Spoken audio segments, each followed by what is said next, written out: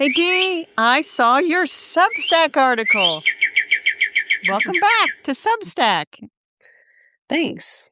I think I'll do it about once a week, and I think I just got the itch to write again. So there you go. No, that is good. Now, our friend Teresa from the Garden Diary Rose Chat, she Mhm. started up on Substack this past week or so too. So Good for her. I you knew got to get, she had because she texted us. yeah, She's you awesome. you need to use Substack Notes. What is Substack Notes? That's the app for Substack where you can go and share posts and you can Oh, I've got that. interact with Yeah, people. yeah, Yeah, yeah, yeah, yeah. yeah, yeah, yeah. Yeah, yeah. I Okay. got that. All right. Well, I'm going to get us started. Let's do it. Welcome to the Garden Angelist, where we chat about flowers, veggies, and all the best dirt. I'm Carol Michael from Indianapolis, Indiana. I have a suburban garden measured in square feet. It's about a third of an acre and far away, thank goodness, from all the flooding of the past few weeks. And I'm Dee Nash from Guthrie, Oklahoma, where I still have a large garden out in the country. We are Garden Angelists because we love gardening, and we want you to love it too. Yes, we do, and we aren't afraid to spill all of our gardening secrets, the good, the bad, and even the ugly. But let's move on to this week's episode. So, garden updates. Yeah, I'd say I had a pretty good week in the garden. I pulled weeds and I deadheaded enough for two big bags, one smaller bag. that's pretty I good. finally planted out the mums that I bought. I had bought them like 10 days before I planted them, but I've got those all planted. The saffron crocus corms, I got the email from the mail saying, they're being delivered. It took Mhm. like another 5, 6 days to get them, but they are in the ground. As of Tuesday, I mowed and trimmed the lawn. A few days earlier than I wanted to because with all the rain and everything, the grass was growing tremendously. Oh, I bet it was, yeah. And speaking of crazy rain, so Wednesday night into Thursday morning, we Mhm, got 2.5 inches of rain. mhm. And That's a lot for you guys? that is a lot at one time for us. Oh, for us, it's normal. Okay. And then I went out this morning and I went out front to water stuff in the on the porch, and I'm like, "Did it rain?" Because the streets and everything were wet. Mhm. Another tenth of an inch, but then I went to the back. I picked some more tomatoes, although it's not a great tomato year. I You picked some picked a cucumbers. cucumber this Yeah, I just morning. finished eating a cucumber. Mhm. For And I picked breakfast. almost 3 pounds of green beans, which I've got all cleaned up. Good for you. So anyway, that's my week in the garden. How about yours? I had a thought. Okay, so it's not even close to being time to put in mums here. Not even close. Well, here, these were the mums that I bought. She sells these little, and they're in 4-inch pots, and they're Mhm. to get them in the ground early so they can hopefully perennialize. So they won't be big, massive So displays. they're huh, I want to they're say, like real mums like you would grow in your garden. yes, these are Okay, meant to be now I understand. perennialized. But over at Costco, Excuse me. they had some gigantic mums for sale. I mean, like the ones they sell in the great big, I don't know, Mhm, 2-gallon pots or whatever, just mhm. cracking with color. And I'm thinking, unless you got a party this weekend, I wouldn't be buying those. No, it's too early for us too. Okay, so I got a little bit of rain, and it wasn't much, but most of it there's rain right now. We should say we're recording this Saturday morning, and there's rain in Oklahoma, but it's all east of me, so just a little bit east, and it's coming straight down from Kansas. And then, the nice thing is it's cloudy, and that moderates temperatures. Sure Because, does. it's been too hot. It's been 110 degrees, so they've been going down to 100 or 99 degrees, and that's okay. I'll take it. And then I did a little bit of deadheading in the shade, so my house faces east, backside is west. In the morning, that's a great place to go out and do, weeding. And I said that the other day to my daughter, and she was like, "Good grief, you wait." I got chewed out, because I went outside. I was like, "I was in the shade. It wasn't that bad." It was morning. And then I would do, like, the east side more in the afternoon. But Sure. anyway, Makes sense. I repotted a few things. I had some smaller plants that had grown pretty well, and I also threw away some because what I wrote on Substack, which we'll link to, was about the wind and how it burned all of my plants. I've never had that particular thing before, but I've never lived up on a hill. So it's different. It's a whole different garden, and you learn as you go. That's right. So let's see. I threw away some begonias that were killed by the wind, and I threw away I knocked over a pot that had a very small pelargonium in it, and it was one I saved, and I was like, "I'm sorry, pelargonium, you and the pot have to go." And then I wanna make a note that in spite of all this bad weather, the periwinkles have performed excellently. They are not a pollinator plant, so if you're gonna plant them, you need to plant something like African blue basil behind them for the pollinators, which also did well. The things that did not do well were the sun pations.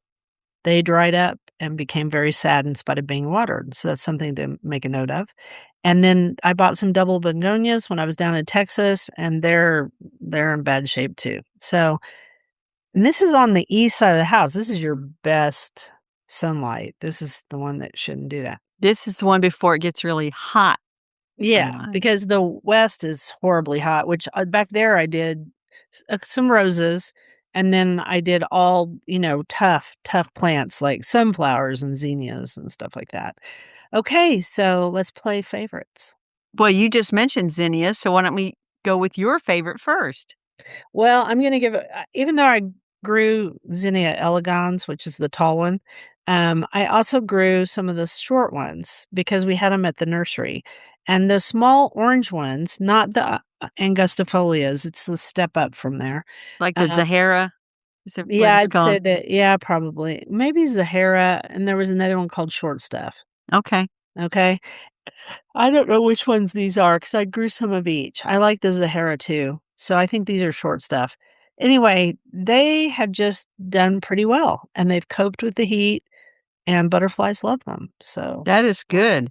that is my favorite of the week. Tell me about yours. Well, speaking of butterflies, when I go out to the mailbox, there's little butterflies floating all over that Verbena bonariensis, but that was my favorite a couple weeks ago. Mm-hmm. So this week, the Bernardia japonica is blooming, and this is got the common name of Japanese jacinth or summer squill. These Mm-hmm. are the ones that I got from the Elizabeth Lawrence garden about 10 years ago, Mm-hmm. and they're always so pretty and unexpected, very spring-like looking. I'll put a picture for people that don't know. They are pretty.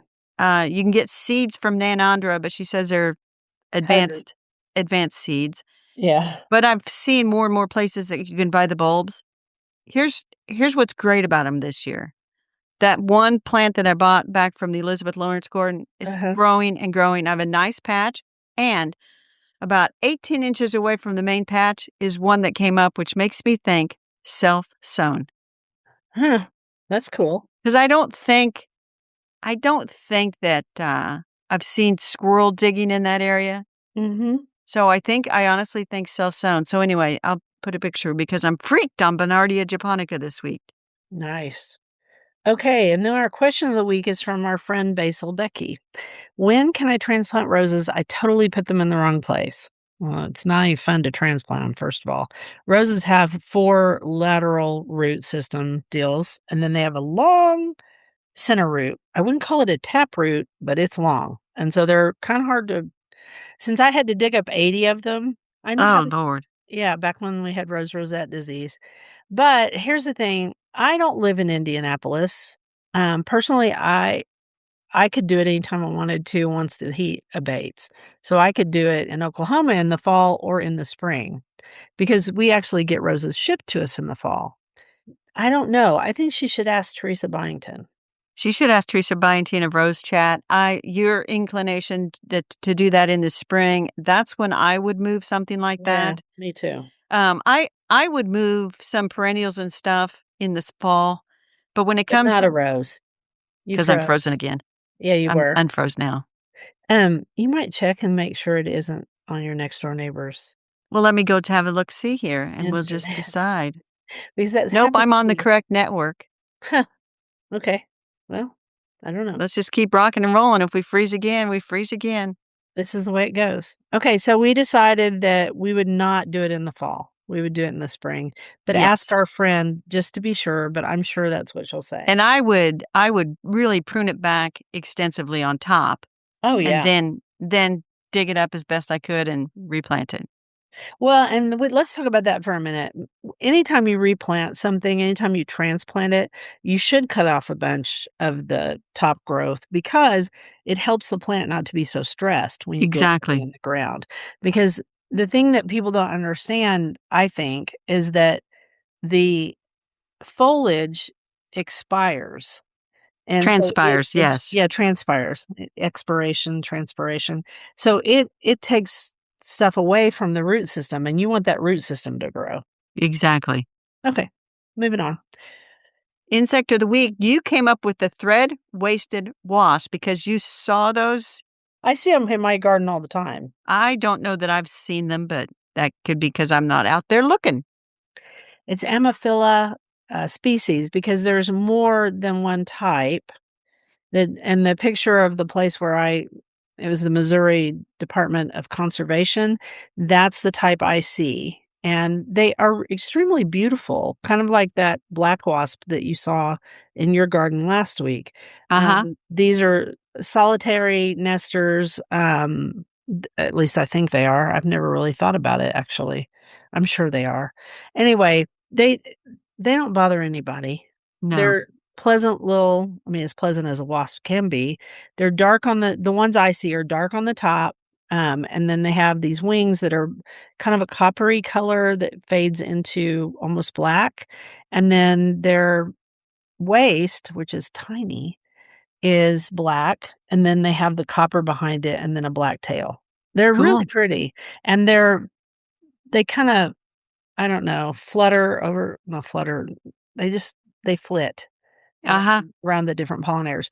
The reason I used to see all of these pollinators is because I had a native plant that was, mountain mint, and I had the one with the broadleaf. There's, like, 3 different kinds, and you don't wanna plant that one because it's very aggressive. There's a threadleaf one that is not, and it also Right. attracts tons of pollinators, and it's prettier. So, that's my insect of the week. Well, and I wanted to say related to the insect of the week because it came up. I went to the garden group meeting on Friday at the library yesterday, Mhm. and somebody was talking about, was describing what turned out to be bald-faced hornets. Eek. Don't like those. Those are aggressive, and if you Very. find a nest, you are best to call a professional to remove it. Remember, my sister found one by her, like 5 feet above their mailbox out at the curb, and so they did call in a professional. Um, yeah, I be had very careful. the regular wasps up here in the corner. I'm looking at my porch. I took care of them. Well, The let's regular. let's talk about something more pleasant, though. Yes, I'll let's do a do. quote, we'll talk about flowers. Let's do. I want real flowers, perennials which not only change and grow and die, but also rise again and astonish me. Emma L. Roth Schwartz. True that, as I like to say. So these are flowers and plants that peak or look great in the waning days of summer, the end of summer. We are in the waning days of summer. Wasn't it just last week we were talking about spring? Yeah, I mean, it went fast this time.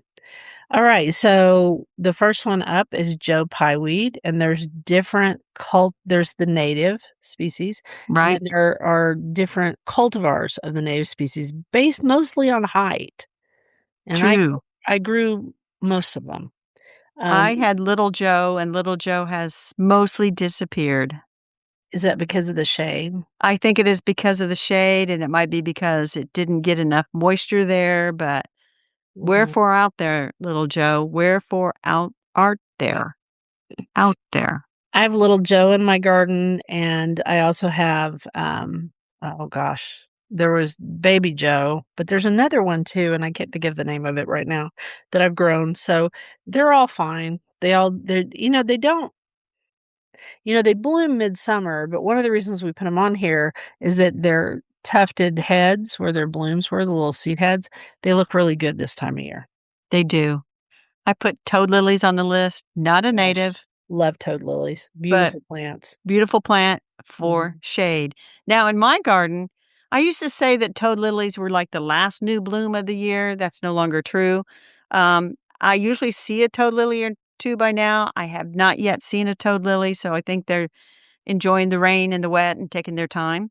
They're Yeah, they beautiful. they don't even bloom here till September, so I can see why maybe you haven't seen one yet.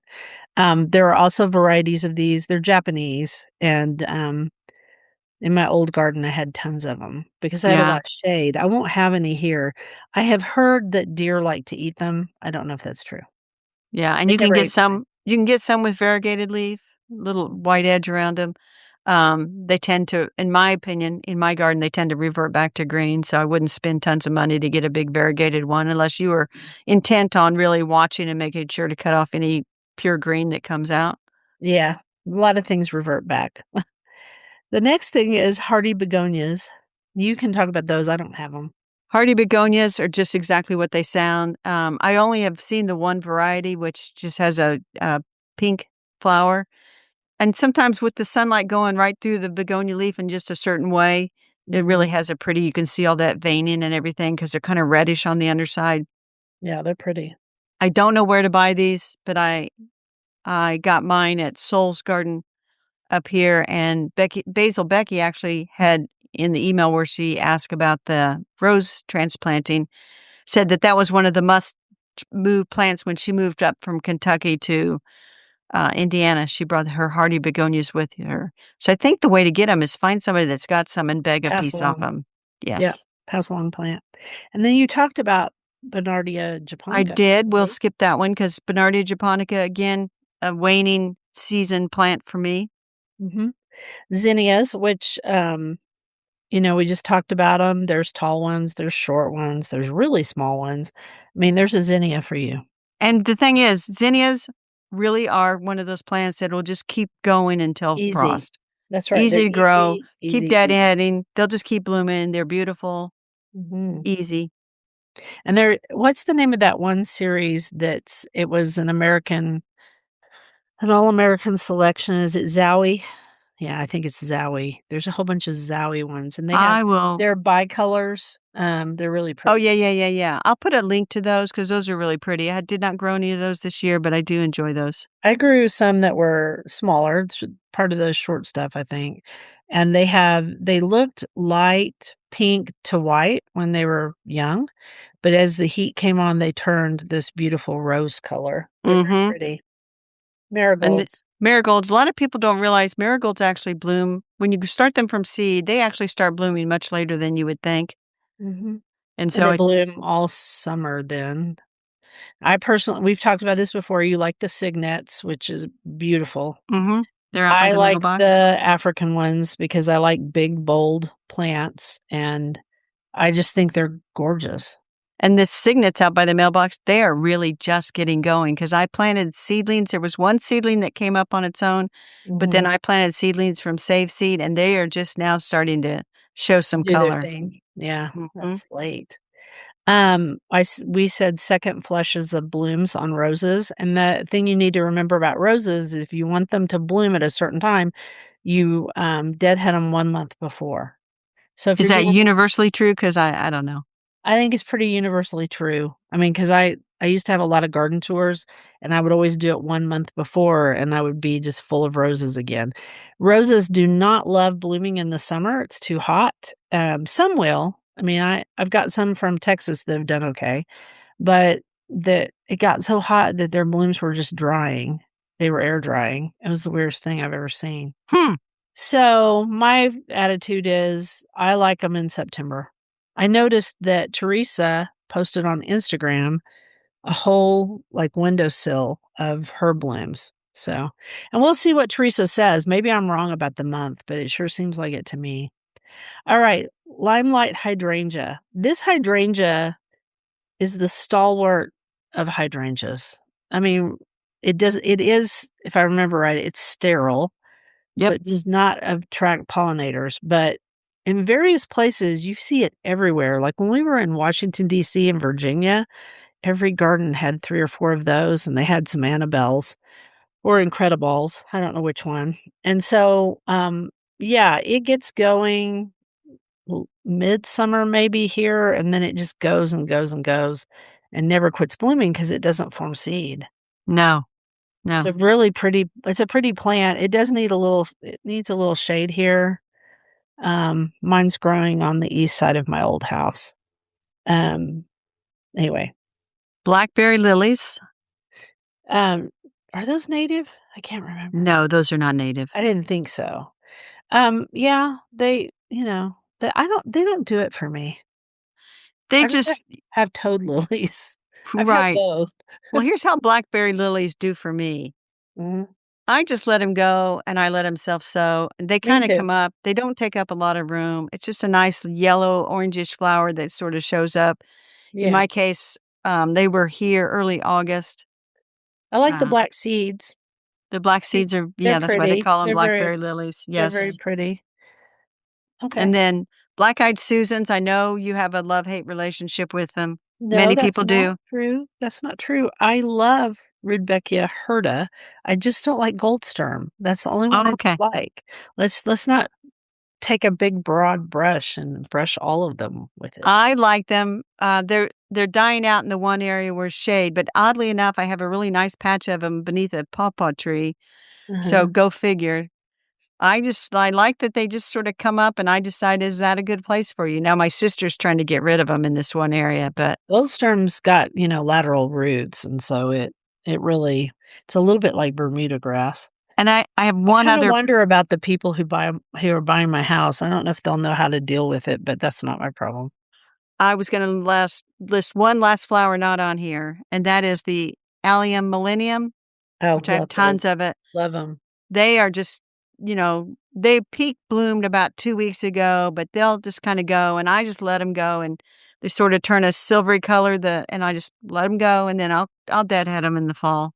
I usually let so with mine, I would let them do their first flush of bloom, and then I would deadhead them, and they'd do another smaller flush of bloom, and then See, I would mine I deadhead. don't get a second flush of bloom I on think it's because allium. your season's not as long as mine is. Could be. Mine bloom earlier, So so if our listeners have other late season waning in the garden flowers that they wanna give a shout out for, maybe convince us to plant something else in our gardens. Who knows? who knows? Do I'll a do a quote. quote. Gardener's recipe, 1 part soil, 2 parts water, and 3 parts wishful thinking. That's from Unknown, but it is so true, It is true. It is true. especially new gardeners. God love them.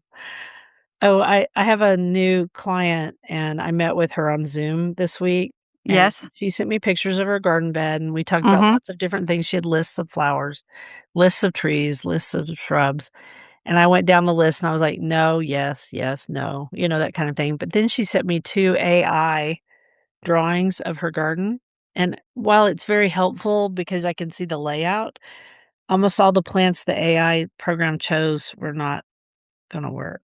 Don't use an AI program to choose your plants, people. That's yeah, she said, "I just thought it'd look good," and I said, "That's fine, it gives you an idea."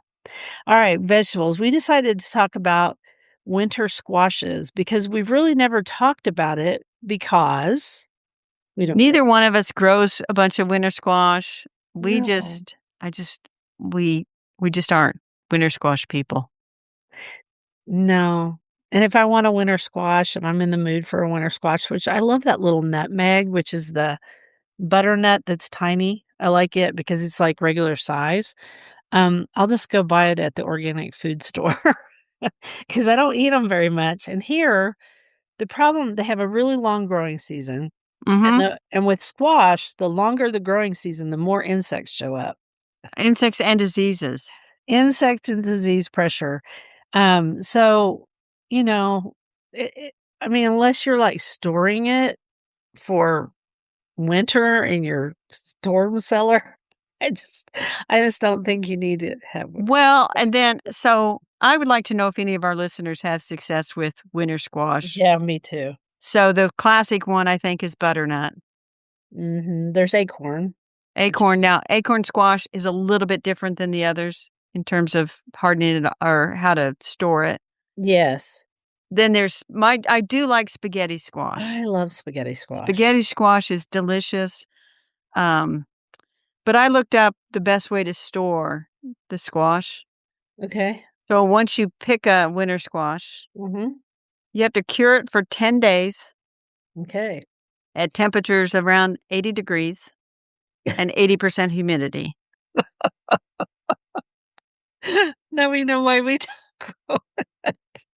And then once you have let them harden off, then you can lower the temperature, keep them stored at 50 to 55 degrees is the Root optimum cellar. range for squash. Root cellar.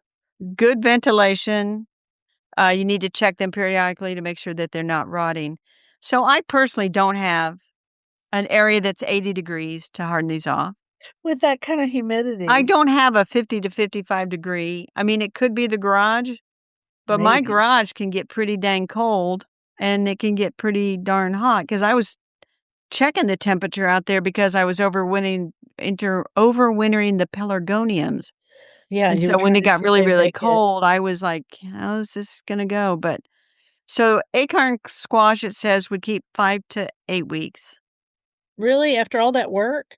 Well, acorn squash is the one that you don't really harden off. It just Okay. doesn't last long. Butternut squash would be 2 to 3 months. Okay.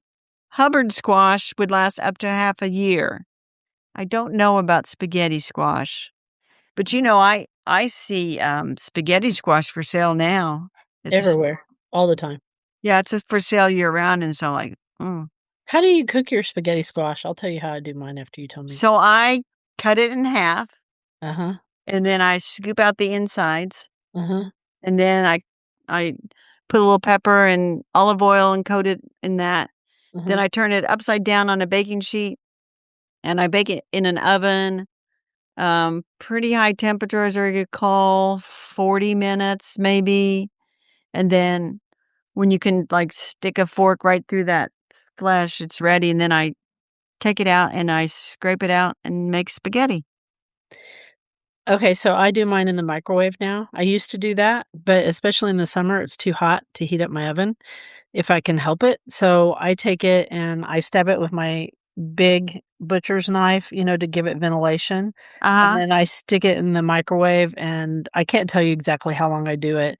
Um, I watch it because one time I didn't give it enough ventilation holes and it exploded inside my microwave. But I know.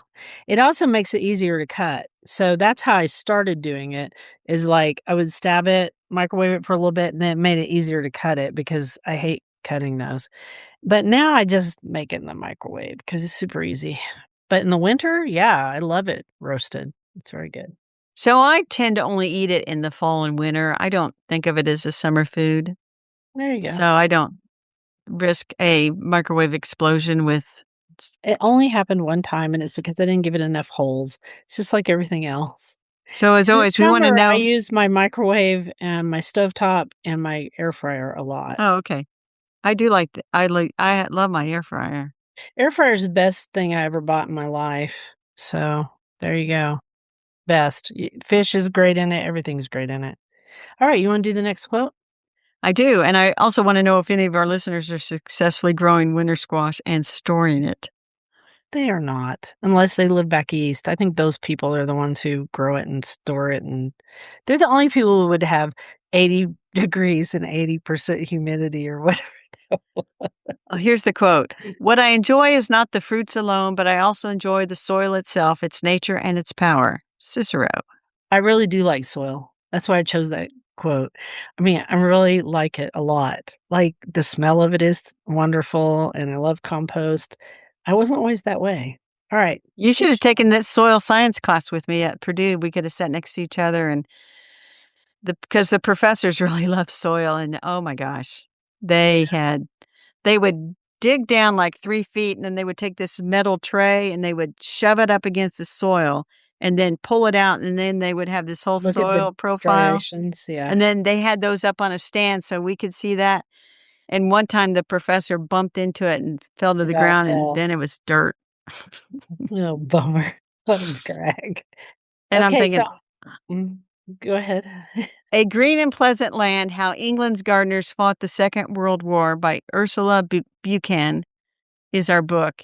Which I because you chose her other book the other Yes, I'm day, still and then reading you read Back to the this one. Garden, and I Uh-huh. thought I'll start reading this, and I did start reading it, and I forgot to bring it into this room with me, so because I've been reading it in the other room. Mhm. So, we'll Cool. put a picture of it on, and we usually put a picture of the book, but, there's a w it's the description of it starts off with, "War is the normal occupation of man, war and gardening," and from Winston Churchill. So, it really kind of remember that rose book we read about how they tried to save all the roses during World War II Yes, it was really good. because they wanted everybody to dig everything up and plant vegetables? Mhm. Well, this is kind of a continuation of this story. And says, tells the intriguing and inspiring story of how Britain's wartime government encouraged and cajoled its citizens to grow their own fruits and vegetables. We did Interesting. here too, but in their case, because they're an island, they really had to, because you could only get, I mean, in the United States, we had victory gardens, but we also had big swaths of land where you could grow potatoes or whatever you wanted to ship to your soldiers. Right. That one book that we read was explaining how they took the gardens of the big houses, because they were huge, and turned those into potato farms or whatever. And what is the name of the land girls? The land girls were the ones who worked on those Right. because the men were gone. Anyway, so very cool about, and so this, is that why they have allotments, I wonder? Well, I don't know if they had allotments before World War II, but they were to dig for victory. And it says ordinary people, as well as gardening experts, rose to the challenge. Gardens, scrubland, allotments, and even public parks were soon helping to feed a nation deprived of fresh produce. As Right. Ursula Buchan reveals, this practical contribution to the home front was tackled with thrifty ingenuity, grumbling humor, and extraordinary fortitude. Yeah. The simple act of turning over soil and tending new plants became important psychologically for a population under constant threat of bombing and even invasion. Gardening reminded people that their country and its more innocent and insular pursuits were worth fighting for.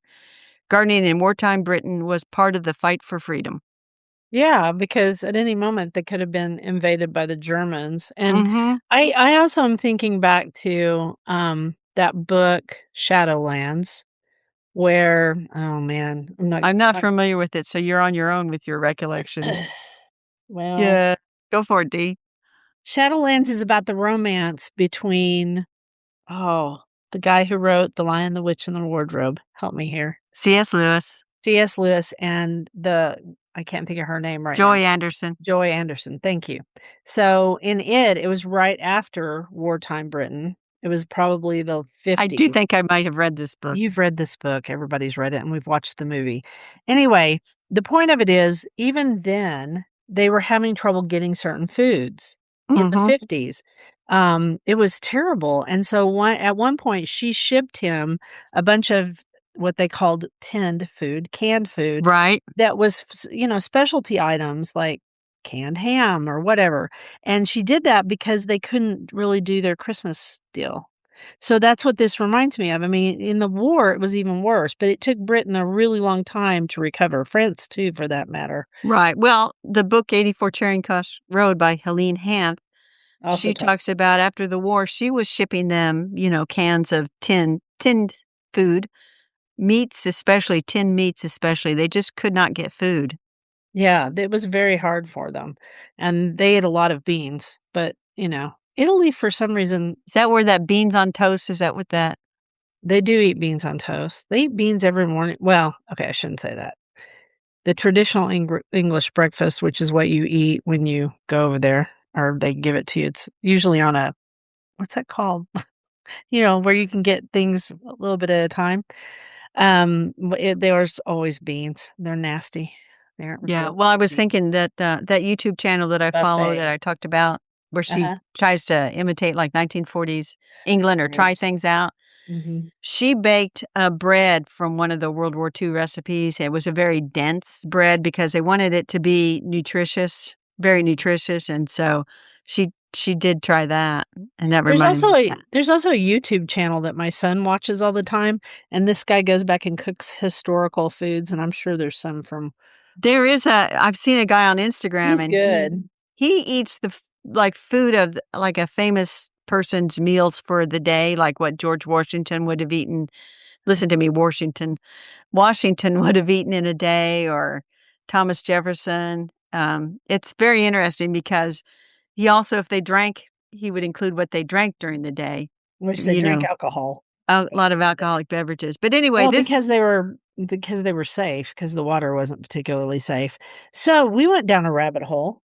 Well, wait a minute. Yeah, we did because this is actually, I've been listening to books, like I listened to the book about Churchill's daughters and stuff. This Mhm. kind of just all fits in with that um, peak of World War II history. So we'll get into more of that when we get in the rabbit holes. Do that quote. No garden truly blooms until butterflies have danced upon it. It's Kate D'Angelo.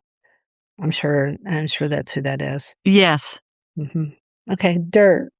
So the dirt is that there's a Yale study, and we found about it on Instagram, but I normally You don't found believe it. everything on Instagram. There's a Yale study that said tracked 3,635 people for over 50 years for 12 years. Oh, the people were over 50 for 12 years.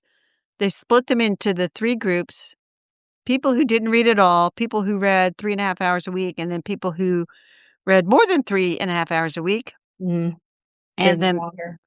book readers had a 20% lower risk of dying over the 12-year period compared to non-readers. Huh. I wonder why. Maybe because their brain is stimulated.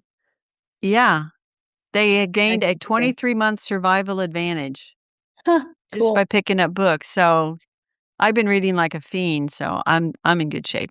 Yeah, me, not so much. You need to Okay. start reading, Dee. Oh, I used to read all the time, but I We'd like just to know which of our listeners are readers and which I of am a them are not. reader. I've been reading at night when I'm Yes. in bed. I listen to audiobooks all the time when I'm working in the garden and stuff. Yeah, lots of people do. I think that's smart. I like to just listen to the birds. All right, do the next quote. The foliage has been losing its freshness through the month of August, and here and there a yellow leaf shows itself like the first gray hair amidst the locks of a beauty who has seen one season too many. Oliver Wendell Holmes. I mean, why did he decide that it was a beauty who have seen one season too many?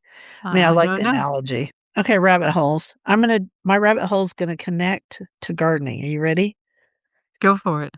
Okay, so we started a new season in the video game, which is Okay. everybody asks me what it is. It's Last Z Shooter.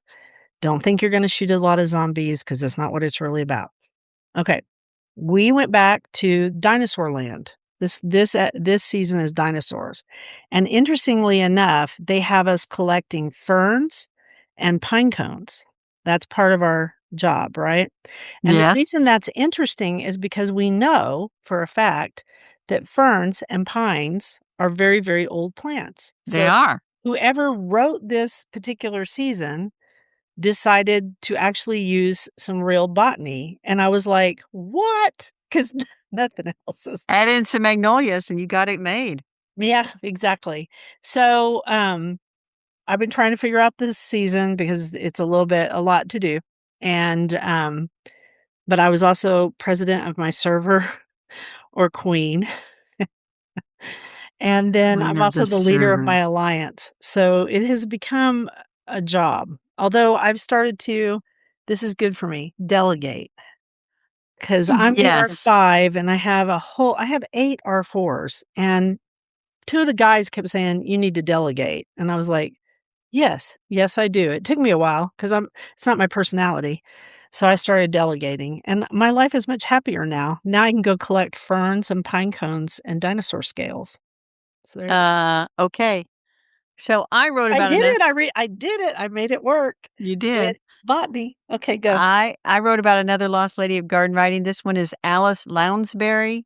Mhm, And along the way, I found an illustrator, a botanical illustrator from Australia named Marion, and she went by Ellis Rowan. mhm. Anyway, Alice, there's not a lot out there, and some of the information is like, really, that's not correct. But she by the time she was in her 20s, she was on the board of directors of the New York Botanical Garden.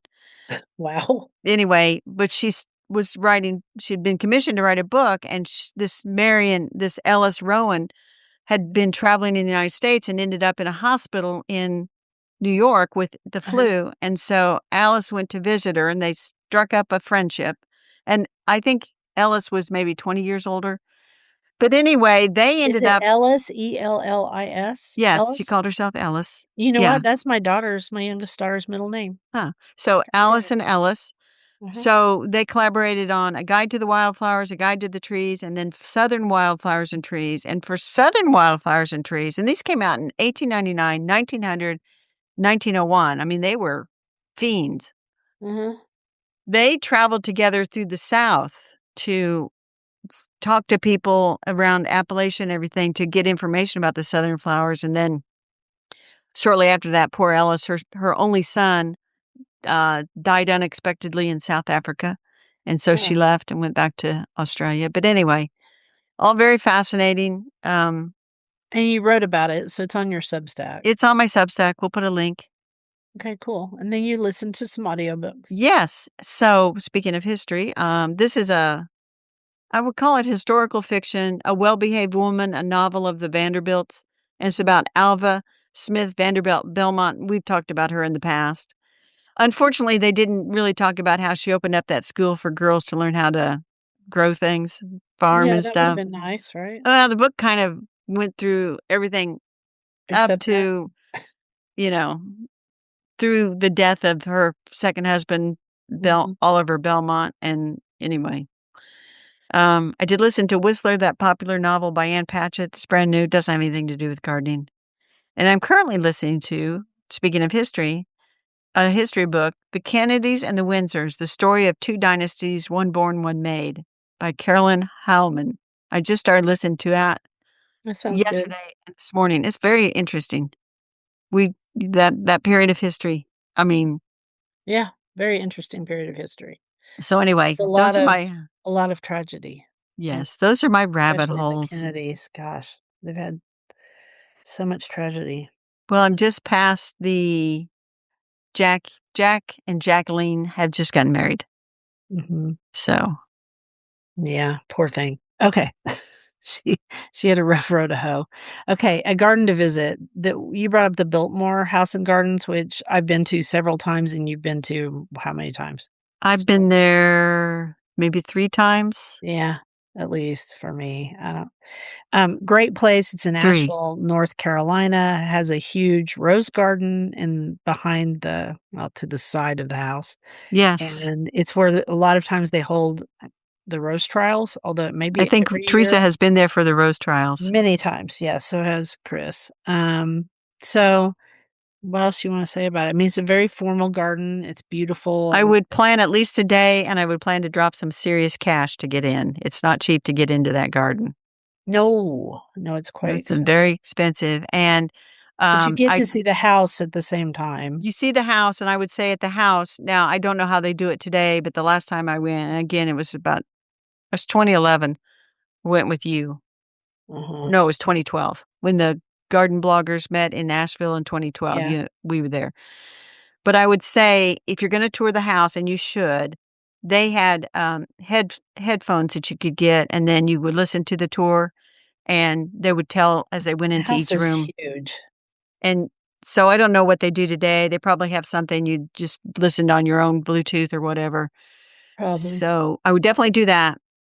I definitely do the garden. I would definitely eat there. I mean, The it's you food's could good. spend a whole day and not be done, so you might plan 2 days, Mhm. but it's definitely worth the visit, and it's unbelievable what they did there. And then but read up on the history of it because, I mean, they brought in all kinds of tradesmen, and they made a little Well, that's village, why there is basically. Asheville, the Yeah. Well, village, Asheville existed. but that little village that's outside that he those were for his workers, Yeah, and so they built a railroad to take supplies right up to the house, which then it's they tore out. fascinating. Mhm. Frederick Law Olmsted did the whole grounds and everything. I mean, no expense was spared because those Vanderbilts at that time had some serious cashola And he for the spent most time. of it he almost broke himself if Yes. he didn't break himself. The rest of the family thought he was nuts, by the way, Mm. And according as a to the Well-Behaved Woman, a novel of the Vanderbilts, which is why I decided that Biltmore House would choose be that. our Well, I'm sure they did, thinking was yes. nuts. Alright, garden commissions. I need to repot a rose. It's the Delish rose. It's kind of outgrown its plastic pot, and the pot keeps falling over because the rose is big and the pot is not heavy enough at the bottom. So I need to go find a blue pot, which makes me laugh because I just sold some blue pots in my Yeah. estate sale. Several people wrote me and told me they got them. But none of those were the right size. So Okay. Yeah. it's all good. All right. And then you had just wrote more of but now you fixed it. Well, more of the same. I just need to keep weeding and deadheading, and I will Watering, mow. all the The things. hanging baskets out here in front look atrocious, Uh-huh. and so I need to take them down or, refresh them. I might go down to the greenhouse and see what she's got to put in there that's would take me into frost. I had a friend over for dinner the other night, and Uh-huh. it's our priest, and he came up the walkway and he goes, "Boy, you don't waste any time, do you?" Because when he was here last, it was nothing. He goes, "I can't believe you created this garden so fast." And I was like, "Well, it's what I do." And he said, and then we looked at some of the stuff on the porch that was just burned up. I said, "Yeah, some of this stuff did not. I will have to rethink that next year." Of course, next year will be totally different, Carol. That's the thing about gardening. Every year's a little bit different. A little bit different. All right, you ready to wrap it up? Thank you for listening to The Garden Angelist. We publish every week on Wednesdays at 12 a.m. Eastern Time. Be sure and follow us on Apple Podcasts. That helps us get noticed by others. If you subscribe to our Substack newsletter, you'll get a link to listen to the podcast a whole day early and links to the products we discuss, which I don't think we did this week. Plus, go over to YouTube and see us in person, which I'm looking really good today. Me too. Full episodes show up on Tuesdays. So if you can't wait until Wednesday, you now have 2 ways to get episodes on Tuesdays. And if you want to help support us, use our affiliate links. If you buy something after clicking through on them, we're in a small commission and it costs you nothing. Or you can set up a monthly subscription through Buzzsprout or make a one-time donation through PayPal. You also can pledge your support on Substack. Thank you to everyone who has done so. It helps us pay for podcast hosting. It was lovely to chat with all of you over the garden gate. Bye until next week. Bye, everybody.